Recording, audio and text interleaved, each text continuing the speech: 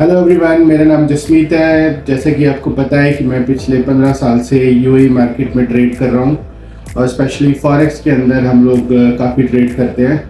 तो मेरे 15 साल के एक्सपीरियंस में से तकरीबन कह सकते हैं कि 13 साल या 13.5 साल मैंने मैनुअल ट्रेड करी है।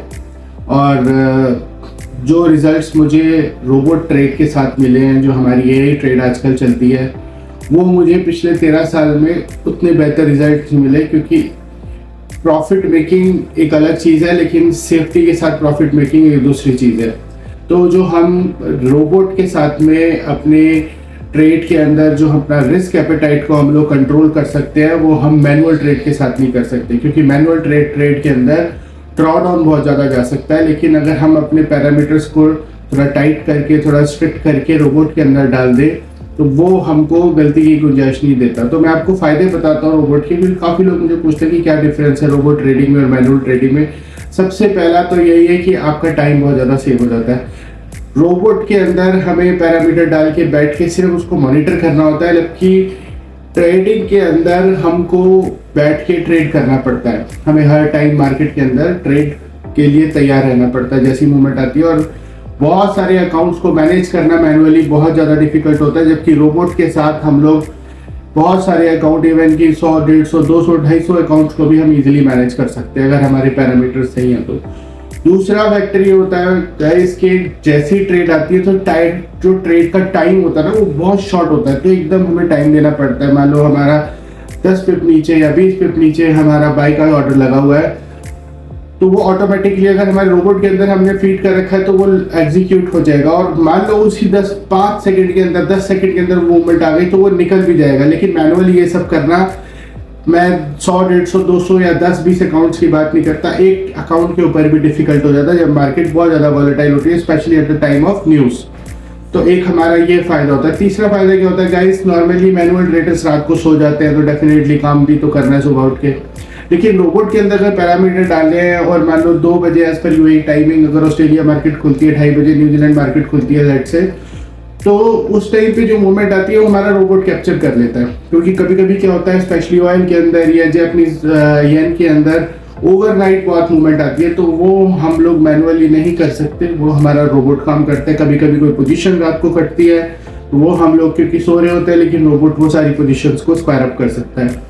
तीसरा इसका फायदा क्या होता है गाइस कि हम लोग मल्टीपल स्ट्रेटजीज को हम लोग एग्जीक्यूट कर सकते हैं एक अकाउंट के अंदर एक साथ। लेट से मैंने गोल्ड के अंदर कोई और स्ट्रेटजी डाल दी और फॉरेक्स के अंदर कोई और स्ट्रेटजी डाली है, वो डिपेंडिंग अपॉन ट्रेंड बेस या एक्यूमुलेशन या जो भी स्ट्रेटजी हमारी रहती है, वो हम लोग एक साथ हम काम कर सकते हैं। जबकि अगर एक ही अकाउंट के ऊपर मैंने 2 चीज़ों के ऊपर, 2 पेयर्स के ऊपर फोकस करना, लेट से फॉरेक्स के ऊपर या फिर गोल्ड के ऊपर, तो वो हमें याद रखना पड़ता है कि ABCDE अकाउंट्स के अंदर हमने कितना गोल्ड बाय करा हुआ है, कितनी फॉरेक्स बाय करी हुई है। इसके रोबोट ये खुद सारी चीज़ें अपने आप कर लेता है।